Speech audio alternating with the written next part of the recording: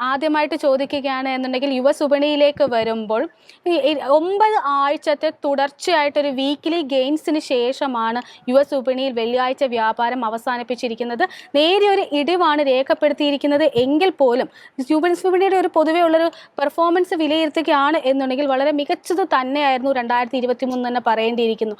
യുവസുപണിയെ സംബന്ധിച്ച് 2024 സാറിൻ്റെ പ്രതീക്ഷകൾ എന്തൊക്കെയാണ്? പ്രത്യേകിച്ചും മാർച്ചോടുകൂടി ഫെഡ് പലിശ നിരക്ക് കുറയ്ക്കുമെന്നൊരു വിശ്വാസം നിക്ഷേപകർക്ക് ശക്തിപ്പെടുന്ന ഈ ഒരു പശ്ചാത്തലത്തിൽ എന്തൊക്കെയാണ് യുവസുപണിയെ സംബന്ധിച്ച് സാറിന്റെ എക്സ്പെക്ടേഷൻസ്? സോ അമേരിക്കൻ വിപണിയെ നോക്കിക്കഴിഞ്ഞാൽ നമുക്ക് Dow Jones index, Nasdaq index ഇത് രണ്ടും തന്നെ കഴിഞ്ഞ ഒക്ടോബറിന് ശേഷം വളരെ സ്ട്രോങ് ഒരു ബുള്ളിഷ് ഫേസിലോട്ട് വഴിമാറിയിട്ടുണ്ട്. And I'm expecting that ഈ ഒരു ട്രെൻഡ് അറ്റ്ലീസ്റ്റ് ഫസ്റ്റ് ക്വാർട്ടറിൽ തുടരുമെന്ന് തന്നെയാണ് വിശ്വസിക്കുന്നത്. എങ്കിൽ പോലും Nasdaq index and Dow Jones ഇൻഡെക്സിൽ നമ്മൾ പ്രോഫിറ്റ് ടേക്കിങ്ങിന് വേണ്ടി റെഡിയായിരിക്കണം. കാര്യം എന്താണെന്ന് വെച്ച് കഴിഞ്ഞാൽ വരും ദിവസങ്ങളിൽ അമേരിക്കയിലെ 4ാം ക്വാർട്ടറിന്റെ റിസൾട്ട്സ് വന്നു തുടങ്ങും. നാച്ചുറലി ആ ഒരു സമയത്ത് നമുക്ക് മാർക്കറ്റിൽ ഒരു അല്പം വോളറ്റിലിറ്റി പ്രതീക്ഷിക്കാം.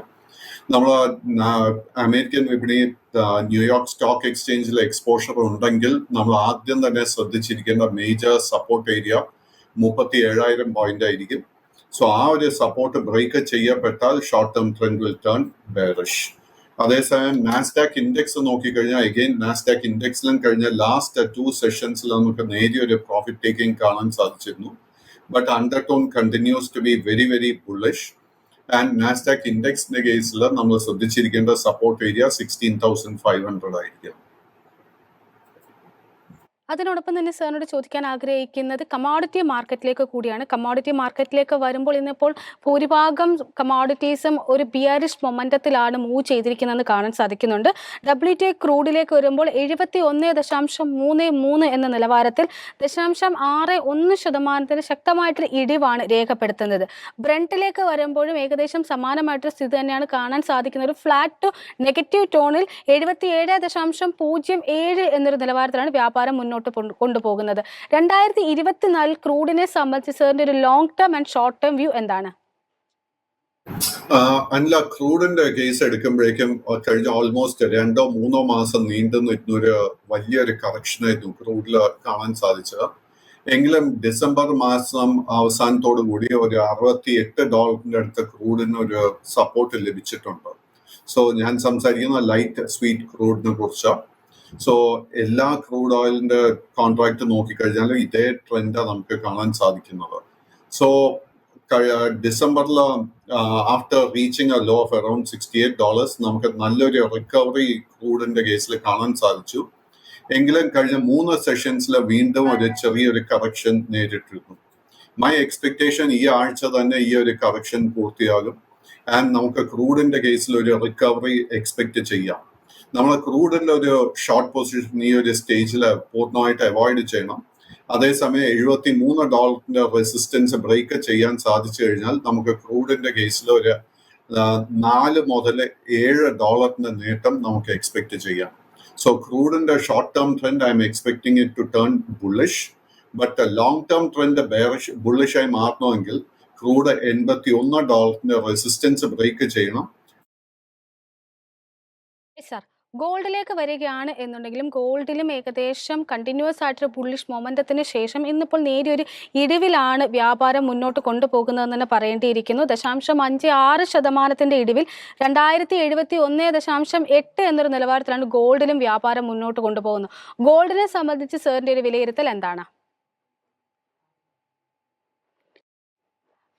ക്ഷമിക്കണം, സാറിൻ്റെ ഒരു സാങ്കേതിക കാരണങ്ങൾ സാറിനോട് നമ്മൾ വീണ്ടും ജോയിൻ ചെയ്തതായിരിക്കും. വീണ്ടും വിപണിയിലേക്ക് തന്നെ നോക്കുകയാണെങ്കിൽ 2023 ഒരു പെർഫോമൻസ് നേരത്തെ സൂചിപ്പിച്ചതുപോലെ തന്നെ വളരെ മികച്ചതായിരുന്നു. പ്രത്യേകിച്ചും അതിൻ്റെ പിയേഴ്സുമായിട്ട് ചൈനീസ് വിപണികളൊക്കെ സംബന്ധിച്ച് നോക്കുകയാണ് എന്നുണ്ടെങ്കിൽ വളരെ ശക്തമായിട്ട് തന്നെയാണ് ഇന്ത്യൻ വിപണി ആഗോളതലത്തിൽ സ്ഥാനം ഉറപ്പിച്ചത് എന്ന് തന്നെ പറയേണ്ടിയിരിക്കും. ചൈനീസ് വിപണികൾ തുടർച്ചയായിട്ടൊരു ബിയറിഷ് ട്രെൻഡിൽ നിലനിൽക്കുകയും അതുപോലെ സമ്പദ് വ്യവസ്ഥയിലേക്ക് വരികയാണെങ്കിലും $4 ട്രില്യൺ ഇക്കോണമി എന്നൊരു മാർക്ക് അല്ലെങ്കിൽ എന്നൊരു നേട്ടം കൈവരിക്കാൻ 2023 ഇന്ത്യൻ വിപണിക്ക് സാധിച്ചിട്ടുണ്ടായിരുന്നു. ഇതെല്ലാം തന്നെ ആഗോള സാഹചര്യങ്ങൾക്ക് ഇടയിലും ഇന്ത്യൻ സർക്കാരും അതുപോലെ തന്നെ ഇന്ത്യയിലെ നിക്ഷേപകരും സ്വീകരിക്കുന്ന ശക്തമായിട്ടുള്ള നിലപാടുകളുടെ ഒരു ഫലമാണ് എന്ന് തന്നെ നമുക്ക് നിസ്സംശയം പറയാം. ഏതായാലും വിപണിയിലേക്ക് തന്നെ ഇന്നിപ്പോൾ സ്റ്റോക്ക് സ്പെസിഫിക് ആയിട്ട് തന്നെ നോക്കുകയാണ് എന്നുണ്ടെങ്കിൽ ഇന്ന് ഏറ്റവും ആദ്യമായിട്ട് പറയേണ്ടത് കഴിഞ്ഞ വർഷത്തെ ഒരു ടോപ്പ് ഗെയിനർ ആയിട്ടുള്ളത് ടാറ്റ മോട്ടോഴ്സ്. ഇയർലി നോക്കുകയാണെങ്കിൽ നിഫ്റ്റി 50-യിൽ ഏറ്റവും അധികം നേട്ടം നൽകിയിട്ടുള്ള ഒരു ഓഹരി എന്ന് പറയുന്നത് ടാറ്റ മോട്ടോഴ്സ് തന്നെയാണ്. അതിനോടൊപ്പം തന്നെ ഒരു ഏറ്റവും അധികം ഈടുവലയും നിക്ഷേപകരുടെ പ്രതീക്ഷകൾക്ക് ഉയരാത്ത ഓഹരികൾ പരിശോധിച്ചാൽ UPLഉം അദാനിയുമാണ്. ഏതായാലും പ്രദീപ് സാറിന്റെ ഒരു കണക്ഷൻ തിരിച്ചു വന്നിട്ടുണ്ട്. നമുക്ക് സാറിലേക്ക് തന്നെ തിരിച്ചു പോകാം. സാർ കേൾക്കാമോ? കേൾക്കുന്നുണ്ട്. സാർ, ഗോൾഡിലേക്ക് തന്നെയായിരുന്നു ചോദിച്ചിട്ടുണ്ടായിരുന്നത്. ഗോൾഡിലേക്ക് വരുമ്പോൾ ലോങ് ടേമിലും ഒരു ബുള്ളിഷ് മൊമെന്റം ആയിരുന്നു നമുക്ക് കാണാൻ സാധിച്ചിട്ടുണ്ടായിരുന്നത്. എന്നാൽ ഇന്നിപ്പോൾ നോക്കുമ്പോൾ ഏകദേശം ഒരു 0.5% ഇടിവിലാണ് ഗോൾഡിൽ വ്യാപാരം മുന്നോട്ട് കൊണ്ടുപോകുന്നത്. ഗോൾഡിനെ സംബന്ധിച്ച് ഈ ഒരു വർഷത്തെ സാറിന്റെ ഒരു എക്സ്പെക്ടേഷൻസ് എന്തൊക്കെയാണ്? പ്രത്യേകിച്ചും ഗോൾഡ് ഇനിയും റെക്കോർഡ് ഹൈയിലേക്ക് പോകുമെന്ന് പല അനലിസ്റ്റുമാരും പ്രതീക്ഷിക്കുന്ന ഒരു വർഷം കൂടിയാണ് 2024 എന്ന് പറയുന്നത്. ഈ ഒരു സാഹചര്യത്തിൽ ഗോൾഡിന്റെ long term and short term ട്രെൻഡിനെ എങ്ങനെയാണ് സാർ വിലയിരുത്തുന്നത്? അനില, ഗോൾഡിന്റെ long and short term trend നിലവിൽ ബുള്ളിഷായി തന്നെ തുടരുന്നു. എങ്കിലും ലാസ്റ്റ് 2 ട്രേഡിംഗ് സെഷൻസിൽ നമുക്ക് നേരിയ തോതിൽ സ്വർണത്തിന്റെ കേസിൽ we could see profit taking. So around 2100-2120 ആ ഒരു റേഞ്ചിൽ വളരെ സ്ട്രോങ് ആയിട്ട് റെസിസ്റ്റൻസ് സ്വർണത്തിനുണ്ട്. കറന്റ് ലെവൽസിൽ നമുക്ക് ലോ റിസ്ക് ആയിട്ട് ഒരു ബൈങ് അവസരവും കാണാൻ സാധിക്കുന്നില്ല. മറ്റ് അനലിസ്റ്റുമാരുടെ വ്യൂവിന്റെ കൂടെ എനിക്ക് യോജിക്കാൻ കുറച്ച് ബുദ്ധിമുട്ടുണ്ട്. കാര്യം എന്താന്ന് വെച്ച് കഴിഞ്ഞാൽ സ്വർണത്തിന്റെ പ്രൈസ് മൂവ്മെന്റ് നിയന്ത്രിക്കുന്നത് it is definitely affected by 2 factors. ആദ്യത്തെ വന്നിട്ട് it is the inflation rate and interest. So inflation rate കൂടുന്തോറും സ്വർണത്തിനുള്ള demand naturally it will increase because അതൊരു it's a natural hedge against inflation. So crude ഓയിലിന്റെ വില ഇടിയും തോറും what will happen is interest rate കട്ടിനുള്ള സാധ്യത കൂടും. ഈ വരുന്ന ആദ്യത്തെ ക്വാർട്ടറിൽ തന്നെ I'm expecting that both federal reserve and reserve bank of India interest rate cut ചെയ്യുമെന്ന് തന്നെ ഞാൻ വിശ്വസിക്കുന്നത്. അടുത്ത 2 മോണിറ്ററി പോളിസി കമ്മിറ്റി മീറ്റിംഗ് നടക്കുമ്പോഴേക്കും അത് നമുക്ക് വ്യക്തമാകും. സോ ഇൻട്രസ്റ്റ് റേറ്റ് കട്ട് ചെയ്ത് കഴിഞ്ഞാൽ naturally what will happen is it will signal that inflation is under control. അങ്ങനത്തെ ഒരു കോണ്ടെക്സ്റ്റ് വന്നു കഴിഞ്ഞാൽ നാച്ചുറലി നമുക്ക് സ്വർണത്തിന്റെ കേസിൽ we can expect correction, we can expect some good fall in the case of gold. And the second factor which will affect the gold price is the movement of the American dollar. So നമുക്കറിയാം കഴിഞ്ഞ ഒരു 1.5 മാസമായിട്ട് dollar index 107 പോയിന്റിൽ നിന്ന് 101 point വരെ താഴോട്ട് വന്നിട്ടുണ്ട്. ആ ഒരു ഗോൾഡിന്റെ ഇടിവിനെ തുടർന്ന് naturally it has aided in the recovery and the bullish momentum in gold. But American ഡോളറിൽ ഒരു റിക്കവറി വരുന്നുണ്ടെങ്കിൽ that again will affect the sentiment towards gold. So സ്വർണത്തിന്റെ കേസിൽ നമ്മൾ ശ്രദ്ധിച്ചിരിക്കേണ്ട resistance level 2000 to 2120 and support ആയിട്ട് നമ്മൾ ശ്രദ്ധിച്ചിരിക്കേണ്ടത് $1980. $1980 സപ്പോർട്ട് ബ്രേക്ക് ചെയ്താൽ the long term trend for gold will also turn bearish. Sir, അതിനോടൊപ്പം തന്നെ ആഭ്യന്തര വിപണിയിലേക്ക് വരികയാണ്. 2023 എന്ന് തുടർച്ചയായിട്ടുള്ള 8ാം വർഷവും ഇയർലി ഗെയിൻസ് നേടിയിട്ടാണ് ഇന്ത്യൻ ആഭ്യന്തര വിപണിയിൽ വ്യാപാരം അവസാനിപ്പിച്ചിരിക്കുന്നത്. വെള്ളിയാഴ്ചയിലേക്ക് നോക്കുകയാണെങ്കിൽ 21,731.4 എന്നൊരു റേഞ്ചിലായിരുന്നു വ്യാപാരം അവസാനിപ്പിച്ചിരിക്കുന്നത്. ഓഹരി ആ ഒരു വീക്കിനെ സംബന്ധിച്ച് പറയുകയാണെങ്കിലും 21,800 എന്നൊരു റേഞ്ചിലേക്ക് ടെസ്റ്റ് ചെയ്യാൻ സാധിക്കുകയും 21,700 എന്നൊരു റേഞ്ച് മെയിൻറ്റെയിൻ ചെയ്യാനും സാധിച്ചിട്ടുണ്ടായിരുന്നു. നിഫ്റ്റിയെ സംബന്ധിച്ച് സാറിൻ്റെ ഒരു ഷോർട്ട് ടേം വ്യൂ എന്താണ്? ഈ 2004 നിക്ഷേപകർക്ക് സാറിന്റെ റഡാർ ഉൾപ്പെട്ട ഏതെങ്കിലും ഓഹരികൾ suggest ചെയ്യാനുണ്ടോ? Anila, Nifty 50 is exactly like Dow Jones Index and Nasdaq Index. കാര്യം എന്താന്ന് വെച്ച് കഴിഞ്ഞാൽ കഴിഞ്ഞ October 26 ശേഷം നമ്മൾ നിഫ്റ്റി 50-ലോ നിഫ്റ്റി ബാങ്ക് ഇൻഡെക്സിലോ ഒന്നും തന്നെ കാര്യമായിട്ട് ഒരു പ്രോഫിറ്റ് ടേക്കിംഗ് കാണാൻ സാധിച്ചിട്ടില്ല. അണ്ടർടോൺ വളരെ ബുള്ളിഷായി തന്നെ തുടരുന്നു. എങ്കിൽ പോലും കറന്റ് ലെവൽസിൽ ലോ റിസ്ക് ആയിട്ടുള്ള ബൈങ് അവസരങ്ങൾ വളരെ വളരെ കുറവാണ്. ആൻഡ് നമ്മൾ മറക്കാൻ പാടില്ലാത്ത ഒരു കാര്യം എന്താണെന്ന് വെച്ച് കഴിഞ്ഞാൽ January 12 ശേഷം ക്വാർട്ടർലി റിസൾട്ട്സ് വന്ന് തുടങ്ങും. സോ ക്വാർട്ടർലി റിസൾട്ട് വരുന്നതിനെ തുടർന്ന് നമുക്ക് പ്രോഫിറ്റ് ടേക്കിങ്ങിന് വേണ്ടി നമ്മൾ പ്രിപ്പയർഡ് ആയിരിക്കണം. രണ്ടാമത്തെ ഒരു ഫാക്ടർ നമ്മൾ ശ്രദ്ധിച്ചിരിക്കേണ്ടത് ഫെബ്രുവരി 1 നിർമ്മല സീതാരാമൻ അവർ ഫൈനാൻസ് മിനിസ്റ്റർ ബഡ്ജറ്റ് അവതരിപ്പിക്കും. ആ ഒരു ബഡ്ജറ്റ് അവതരിപ്പിക്കുന്നതിന്റെ കൂടെ തന്നെ India will go into election mode. So മാർക്കറ്റിൽ നമുക്ക് ജനുവരി ഒരു 22 ശേഷം നമുക്കൊരു വോളറ്റിലിറ്റി അല്ലെങ്കിൽ ഒരു പീക്കിംഗ് ഓഫ് ദ മാർക്കറ്റ് പ്രതീക്ഷിക്കാം. അതുകൊണ്ട് തന്നെ നമ്മൾ എസ്പെഷ്യലി അനിൽ ഇന്ന് തുടക്കത്തിൽ തന്നെ സൂചിപ്പിച്ചിരുന്നു, കഴിഞ്ഞ ഒരു വർഷത്തിൽ സ്മോൾ ക്യാപ്പിലും മിഡ് ക്യാപ്പിലുമായിരുന്നു നമ്മൾ ഏറ്റവും അധികം നേട്ടം കണ്ടത്. നാച്ചുറലി ആ ഒരു 2 സെക്ടേഴ്സിലായിരിക്കും നമുക്ക് ഏറ്റവും കൂടുതൽ കറക്ഷൻ ആൻഡ് ഏറ്റവും അധികം വോളറ്റിലിറ്റിക്കും നമ്മൾ പ്രിപ്പയർഡ് ആയിരിക്കേണ്ടത്. So we have got to be very very careful from this point. Sir, അതിനോടൊപ്പം തന്നെ ഈ 2024 നിക്ഷേപകർക്ക് സാറിന്റെ ഒരു റഡാറിൽ ഉൾപ്പെട്ട ഏതെങ്കിലും ഓഹരികൾ സജസ്റ്റ് ചെയ്യാനുണ്ടോ? നമ്മൾ എന്താ ചെയ്യേണ്ടതെന്ന് വെച്ച് കഴിഞ്ഞാൽ ഫൈനാൻഷ്യലി സ്ട്രോങ് ആയിട്ടുള്ള കമ്പനീസിൽ തന്നെ ആയിരിക്കണം നമ്മുടെ ഒരു focus and attention. So almost ഏത് ഹെവി വെയിറ്റ് എടുത്തു കഴിഞ്ഞാലും ദ തേർഡ് ക്വാർട്ടർലി റിസൾട്ട് വളരെ മികച്ചായിരിക്കും എന്ന് തന്നെ ഞാൻ എക്സ്പെക്ട് ചെയ്യുന്നത്. ബട്ട് മൈ കൺസേൺ എന്താന്ന് വെച്ച് കഴിഞ്ഞാൽ ലോ റിസ്ക് ആയിട്ടുള്ള ബൈയിങ് ഓപ്പർച്യൂണിറ്റീസ് ലോങ് ടേമിന് വേണ്ടി വളരെ വളരെ കുറവാണ്. എങ്കിൽ പോലും ഷോർട്ട് ടേം പ്ലേക്ക് വേണ്ടി നമുക്ക് ഒത്തിരി സ്റ്റോക്സ് വീണ്ടും ലഭിച്ചുകൊണ്ട് തന്നെ ഇരിക്കും. അതിൽ ഇപ്പൊ നോക്കിക്കഴിഞ്ഞാൽ കണ്ടിന്യൂ ഇപ്പൊ പഞ്ചാബ് ആൻഡ് സിന്ധ് ബാങ്ക്, അതല്ലെങ്കിൽ ന്യൂ ഇന്ത്യ അഷുറൻസ് കമ്പനി മുതലായ സ്റ്റോക്സിലൊക്കെ തന്നെ ഇപ്പോഴും നമുക്ക് ട്രേഡിങ്ങിന് വേണ്ടി ഒത്തിരി അവസരങ്ങൾ കാണുന്നുണ്ട്. Only problem is that the risk will be A little more higher. Sir, ഏതായാലും പ്രേക്ഷകരുടെ ക്വയറീസ് വന്നിട്ടുണ്ട്. നമ്മുടെ സമയപരിമിതി മൂലം നമുക്ക് കഴിവതും ക്വസ്റ്റ്യൻസ് അഡ്രസ്സ് ചെയ്യാൻ ശ്രമിക്കാം. അതിൽ ആദ്യമായിട്ടൊരു പ്രേക്ഷകൻ ചോദിച്ചിരിക്കുന്നത് ഫെഡറൽ ബാങ്കുമായി ബന്ധപ്പെട്ടുള്ള സാറിന്റെ ഒരു വ്യൂ ആണ്.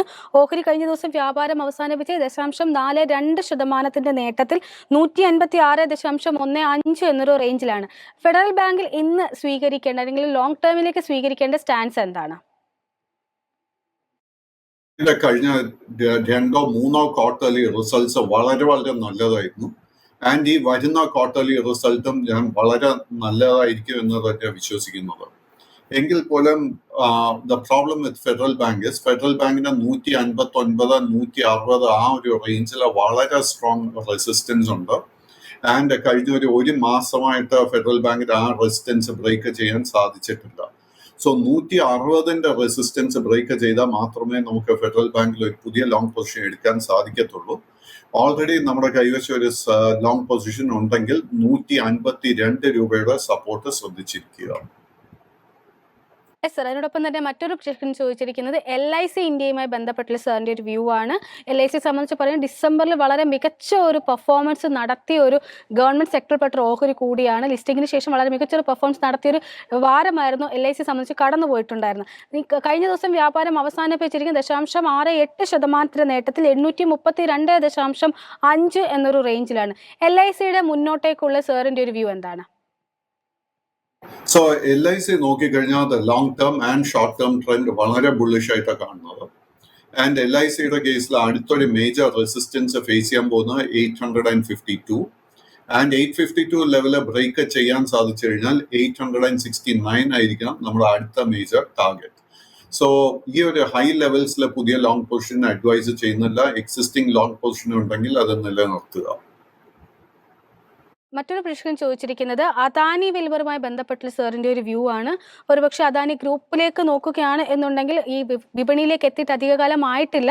അതുകൊണ്ട് തന്നെ ഇയർ ടു ഡേറ്റിലേക്ക് വളരെ വളരെ ഫ്ലാറ്റ് ആയിട്ടുള്ള ഒരു നേട്ടം നൽകിയ ഒരു ഓഹരിയാണ് അദാനി വിൽമർ എന്ന് പറയുന്നത്. അദാനി വിൽമറിൽ ഒരു നിക്ഷേപകൻ ഇനി അങ്ങോട്ട് സ്വീകരിക്കേണ്ട ഒരു സ്റ്റാൻസ് എന്താണ്?